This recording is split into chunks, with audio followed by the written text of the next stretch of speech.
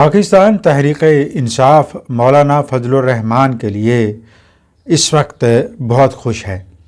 اور تعریفیں کیے جا رہے ہیں، اور کوئی پل ایسا نہیں ہوتا جب مولانا فضل الرحمان کو تعریفوں کے ساتھ نوازا نہیں جاتا۔ اور وہ کیوں نہ خوش ہوں۔ وہ بل یا آئینی ترامیم کا بل جو پچھلے مہینے پاس ہونا تھا، مولانا صاحب کی محنتوں سے آج اکتوبر کی اس تاریخ تک پہنچ گیا ہے جب چیف جسٹس قاضی فائز عیسیٰ کی ریٹائرمنٹ بالکل قریب آن پہنچی ہے۔ تو یہی چاہتی تھی نا پاکستان تحریک انصاف کہ اتنا ڈیلے کیا جائے اور اتنا پریشر کریٹ کیا جائے کہ وہ پریشر حکومتی اتحادی گروپ سہ نہ سکیں اور الٹیمیٹلی وہ ناکام اور ناکامران ہو جائیں۔ لیکن ناکامی ابھی تک ہوئی نہیں ہے، ابھی ایک فاصلہ ہے ناکامی کے درمیان اور حکومت یا حکومتی اتحاد کے درمیان۔ پاکستان پیپلز پارٹی کے سربراہ بلاول بھٹو زرداری جتنے زیادہ پرجوش ہیں ان آئینی ترامیم کے حوالے سے، اتنی تو حکومت بھی نہیں ہے۔ یعنی حکومت کی طرف سے ہے لیکن اتنی نہیں نظر آ رہی جتنی ان کی طرف سے ہے، یہ بھی ایک حقیقت ہے۔ دوسری طرف مولانا جتنی شد و مت سے یہ روکنے کی کوشش کر رہے ہیں اور مختلف ہیل و بہانوں سے، یعنی ملاقاتیں بھی کرتے ہیں، ڈائیلاگز بھی کرتے ہیں، مذاکرات بھی ہوتے ہیں، مذاکرات کامیاب بھی ہوتے ہیں، پیش رفت بھی ہوتی ہے، اور آخر میں پھر ڈیلے ہو جاتا ہے، تو اس کا مطلب کچھ نہ کچھ تو ہے نا جس کی پردہ داری ہے، جس کی بنا پر روکا جا رہا ہے۔ اب آج یہ توقع کر رہی حکومت اور حکومتی حلقے کہ آج یہ آئینی ترامیم بل پیش کر دیا جائے گا قومی اسمبلی میں، لیکن قومی اسمبلی کا اور خاص طور سینٹ کا جو اجلاس بلایا گیا ہے اس میں یہ ایجنڈا نہیں ہے آج کا۔ پہلے 2 بجے تھا، اب رات کو یعنی شام 6 بجے کا اجلاس ہے۔ اس طرح قومی اسمبلی کا بھی اجلاس آج 6 بجے کا ہے اور ایجنڈے کی ابھی تک کلیئرٹی نہیں ہے۔ تو یہ دلچسپ صورتحال اس لحاظ سے ہے کہ ایک طرف حکومت اور اپوزیشن کے درمیان میچ پڑا ہوا ہے، اور دوسری طرف عدلیہ کے درمیان بھی ایک بہت بڑا میچ پڑا ہوا ہے، اور اس کی واضح مثال یہ دوسری بار وضاحتی بیان ہے جسٹس منصور علی شاہ پر مشتمل 8 ججز جنہوں نے 12 جولائی کے حق میں فیصلہ یعنی مخصوص نشستوں کے لیے فیصلہ دیا تھا، اکثریتی فیصلہ دیا تھا، اور جس پر عمل درآمد ابھی تک نہیں ہو سکا۔ حکومت یعنی پارلیمان، اسپیکر قومی اسمبلی اور الیکشن کمیشن آف پاکستان اپنی توجیہات دیتے ہیں، اور ابھی تک انہوں نے عمل نہیں کیا، اور اب بھی یوں لگتا ہے کہ یہ عمل الیکشن ایکٹ کے ترمیمی آرڈیننس پر تو ہو جائے گا، بل پر، ایکٹ پر ہو جائے گا، لیکن اس پر ہوتا دکھائی نہیں دے، ہو سکتا ہو بھی جائے۔ لیکن ایک چیز تو بالکل واضح ہو گئی کہ بہت زیادہ انٹرسٹ شو کر رہے ہیں وہ ججز صاحبان جن کے بارے میں خیال کیا جا رہا ہے ان میں سے کم از کم 2 تو چیف جسٹس آف پاکستان بنے گئے اس سینیورٹی لسٹ کے مطابق جو پریویل کرتی ہے، انٹل انلیس آئینی ترمیم کے ذریعے کوئی نیا فارمولہ نہ آ جائے ان کی اپوائنٹمنٹ کا۔ جس طرح سے سننے میں آ رہا ہے کہ 3 ججز کی فہرست جائے گی وزیر اعظم کے پاس، اور وزیر اعظم صدر کو ایڈوائس دے گا اس موضوع پر اپوائنٹمنٹ کرنے کے لیے، ان میں سے ایک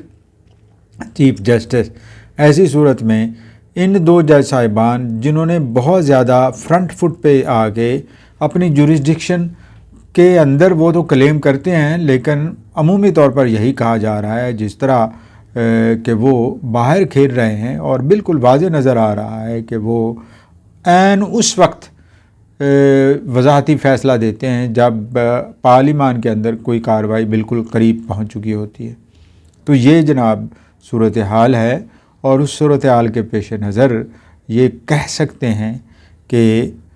بال ابھی تک حکومت کی کورٹ میں ہی ہے، اور حکومت پارلیمان تک پہنچانے میں پوری طرح کامیاب نہیں ہوئی بلکہ ناکام ہوئی ہے، اور توقع یہ کر رہی ہے اور اس امید پہ ہے، جس طرح Bilawal Bhutto Zardari chairman Pakistan peoples party نے کہا کہ وہ ہر حال میں یہ اکثریت حاصل کر لیں گے اور یہ ترامیم پاس کروا لیں گے اور اگر ایسا ہو جاتا ہے تو یقیناً یہ بہت بڑی اچیومنٹ ہوگی حکومت کے لیے. گو کہ اس کے ریپرکشنز بھی ہوں گے, اس کے فال آؤٹ ایفیکٹس بھی ہوں گے, اور ہو سکتا ہے کل کو اس کے وکٹم بھی حکومتی اراکین ہی بن جائیں. لیکن پاکستان میں کم از کم ایک وے فارورڈ تو ہے, اور وہ وے فارورڈ یہی ہے کہ ججز جو سپریم کورٹ میں اپوائنٹ ہوں وہ ججز صرف چیف جسٹس آف پاکستان کی مرضی اور منشا کے تابع نہ ہوں, بلکہ وہ ایک لارجر انٹرسٹ گروپ بھی ان کے پیچھے ہو تاکہ نیوٹرلٹی کا ایلیمنٹ قائم رہ سکے. ماضی میں جس پروسیجر سے ججز کی اپوائنٹمنٹ ہو رہی تھیں اور جس طرح افتخار محمد چودھری چیف جسٹس سابق چیف جسٹس نے اپوائنٹمنٹ کی, ان اپوائنٹمنٹ میں تو ایک طرح کا ڈکٹیٹوریل رجیم زیادہ نظر آتا تھا, اور اس کی وجہ سے ایک گروپ یا ایک حصہ ایسا سامنے آ گیا جس کے فال آؤٹ ایفیکٹس اب بھی آ رہے ہیں کہ ججز کے فیصلوں میں عمومی طور پر گروپس بول رہے ہیں. اور یہ نہیں ہونا چاہیے. کسی بھی ملک کی عدلیہ کے اندر اگر یہ امیج کریٹ ہو جائے کہ ججز ان کے ہیں یا ججز ان کے نہیں ہیں, تو اس کا مطلب یہی ہوا کہ ججز کہیں نہ کہیں پولیٹیسائز ہو چکے یا انہوں نے پولیٹکس میں حصہ لے لیا.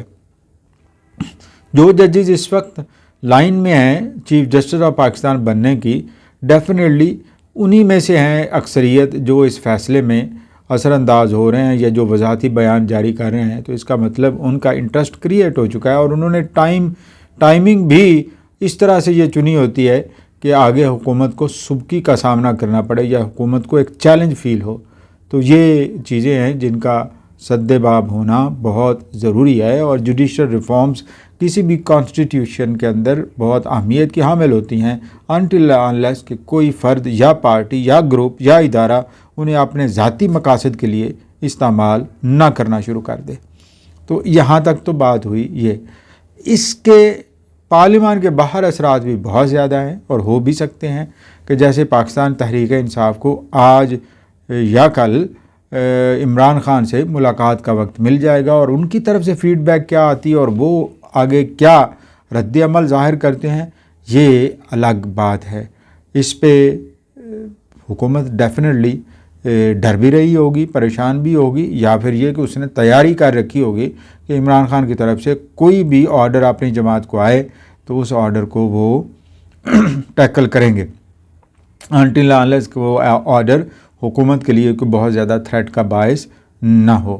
عمران خان کے حوالے سے یہ بہت ساری چیزیں ہیں, اور ایک سوال تو مجھے اکثر آتا ہے کہ, اور وہ چاہے عمران خان ہو, چاہے نواز شریف ہو, چاہے کوئی ہو, جو بھی سیاسی قیدی یا قیدی جیل میں ہوتا ہے وہ جیل کو ڈیرا بنا لیتا ہے. جب چاہے ملاقاتیں کر رہے ہیں, پورا ملک ایک طرف اور اس کی جیل کی طرف توجہ سب کی ایک طرف. یہ تو ایسے ہی ہے کہ جیل کے اندر سے ہی وارداتیں یا کام احتجاجی کام ہو رہے ہیں, اور ایسے یا کام جن کا نتائج بعض دفعہ غیر قانونی ہوتے ہیں. تو پھر اس کے کانسیکوینسز اس پر بھی تو ہونے چاہیے. اس زبان بندی ہو نہ ہو, لیکن کم از کم وہ اتنا تو تابع ہو کہ وہ کوئی ایسا آرڈر نہ جاری کرے جو باہر جا کے نقصان کا باعث بنتا ہو. کیا نیلسن منڈیلا نے باہر جا کے جیل کے اندر سے یہ بار بار احتجاجی مظاہروں کے حق میں یا احتجاجی مظاہروں کے لیے اکسایا تھا اپنی پارٹی ورکرز کو؟ اگر ایسا ہے تو پھر تو ڈیفینیٹلی یہ تو ایک ایسا ہی ہے کہ آپ اندر رہ کے بھی آپ پرو ایکٹیو رول پلے کر رہے ہیں, تو پھر رہنا اندر کیا باہر کیا, پھر باہر آ جانا چاہیے. حکومت کو بھی یہ سوچنا چاہیے. ایک مجھے تو یہ لارنس بشنوئی کی کہانی یاد آتی ہے. کوئی جیل کے اندر تو ہے, قیدی تو ہے, لیکن اس کے اوپر یا اس کے ذریعے سے اسٹیبلشمنٹ بھی, یعنی انڈین اسٹیبلشمنٹ بھی, اس کے اوپر بھی تو یہی بات چل رہی کہ کینیڈا کے اندر جو واقعات ہوئے ہیں سخت قسم کے, جس میں ایک بندے کی جان بھی گئی, مارا گیا جس کو, وہ آن بیہسٹ آف یا تھرو لارنس بشنوئی ہوا ہے, اور وہ تھریٹس بھی کر رہا ہے, بیٹھا بھی ہے. تو یہ جیل پھر کیسی ہوئی اس کے لیے بھی؟ تو یہ تو پھر کچی مائی جس کے ہم کہتے ہیں نا پنجابی میں, کہ وہ جیل ہو گئی کہ کچھ بھی نہیں ہوگا. تیسری جو رپورٹ آئی ہے پنجاب کالج میں ہونے والے واقعے کے حوالے سے, چیف سیکرٹری پر مشتمل 7 رکنی ہائی پاورڈ کمیٹی نے جو رپورٹ کی پیش کی ہے پنجاب کے حوالے سے, پنجاب وزیر اعلیٰ کے کہنے پر جو کمیٹی فارم کی گئی تھی, اس نے کہا کہ کوئی ایسا واقعہ نہیں ہوا جس کو کہا جائے کہ اس ادارے میں کسی لڑکی کے ساتھ یہ غلط کام ہوا ہے، اور نہ ہی ویسے، بلکہ اس کو بہشت بنا کر بچوں نے انسٹیگیٹ ہوئے اور انہوں نے بہت زیادہ تباہی کی ہے، اور ایک طرح سے لا اینڈ آرڈر کی سچویشن کریٹ کی ہے، اور اس میں بیرونی عناصر ڈیفینیٹلی شامل تھے جن کو پکڑا جانا چاہیے، جن کی گوش مالی ہونی چاہیے۔ کوئی بھی ہو، اگر وہ اپنے عمل سے، اپنے کال سے، اپنے جیسچر سے یہ تاثر دیتا ہے یا اکساتا ہے کسی کو، وہ یہ کر لے کہ وہ لا اینڈ آرڈر سچویشن پیدا کر دے، کوئی جرم کا ارتکاب کر لے، تو پھر اس کو معافی کیسے ہونی چاہیے؟ 109 تو پھر بھی بن ہی جاتا ہے، اگر وہ اس کی کورابوریٹڈ ایویڈنس آپ کے پاس ہے تو پھر وہ کیوں نہیں بننا چاہیے؟ یعنی جتنی تباہی بربادی ہوئی ہے، جنہوں نے اکسایا ہے، جنہوں نے ایسی ہیٹ سپیچز دی ہیں، ایسی ویلاگز کیے ہیں، ایسے کامنٹس کیے ہیں جن سے ملک کے اندر اور خاص طور پر لاہور میں افراتفری ہو، راولپنڈی میں افراتفری ہو، تباہی بربادی ہو، لوگوں کے گھروں کی جائیدادوں کو نقصان پہنچایا گیا ہو، کالج کی انتظامیہ کو سخت مشکلات کا سامنا کرنا پڑا ہو، تو پھر اس کا سد باب تو ہونا چاہیے نا، اور کرنے والوں کو کی تو پکڑ دھکڑ کرنی چاہیے۔ اگر پکڑ دھکڑ نہیں کی جاتی ان کی، تو پھر کل کو پھر حوصلہ بنے گا، کل پھر اس طرح کے واقعات ہوں گے، اور یہ واقعات پھر رکنے کا نام نہیں لیں گے۔ پھر اس سے یہ بھی تاثر ملے گا کہ حکومت یا ریاست لا اینڈ آرڈر کرنے میں، قائم کرنے میں ناکام ہو چکی ہے، اس کی ریٹ ہی نہیں ہے، اور اس کا جو ساورینٹی ہے وہ بری طرح متاثر ہو چکی ہے۔ یہ ساری چیزیں ہیں، یہ just for sake of one political party, one group, one criminal act نہیں ہے۔ whoever is involved in such crimes should be accounted for and held responsible for and should be tried accordingly۔ یہ نہیں ہے کہ وہ صحافت کے اندر sacred کو بن جائے، یا وہ کہیں اور اپنی پناہ تلاش کر لے کہ میں تو نہیں تھا، میں نے تو بس لوگوں کو یہی مشورہ دیا تھا کہ نکل جاؤ بازار میں اور مار دھاڑ کر لو طلباء کو وغیرہ وغیرہ۔ یہ نہیں چلے گا۔ یہ اگر چلے گا تو پھر ریاست نہیں چلے گی۔ ریاست ہر روز اس طرح کے مسائل کا سامنا اسے کرنا پڑے گا، چاہے جس طرح کا بلوچستان میں ہو چکا ہے، جس طرح کا KPK میں۔ ابھی اللہ کرے کہ صحیح ہو جائے اور حالات بہتری کی طرف گامزن ہوں، لیکن یہ جتنے بھی ریسورسز آپ کے پاس ہوں گے لا اینڈ آرڈر امپروو کرنے کے لیے، وہ تو بیکار ہیں جب تک آپ کے اندر ریٹ قائم کرنے کی طاقت ہی نہیں ہے، آپ کی ول ہی نہیں ہے۔ تو جناب یہ تو کرنا پڑے گا، نہیں کریں گے تو کل کو اور زیادہ ہوں گے، اور زیادہ لوگ آئیں گے اور اس طرح خرمستی خرابی کریں گے، اداروں کو، پرائیویٹ پراپرٹیز کو نقصان پہنچائیں گے، سرکاری املاک کو نقصان پہنچائیں گے، اور پھر بچ بھی جائیں گے۔ تو ایسا نہیں ہونا چاہیے۔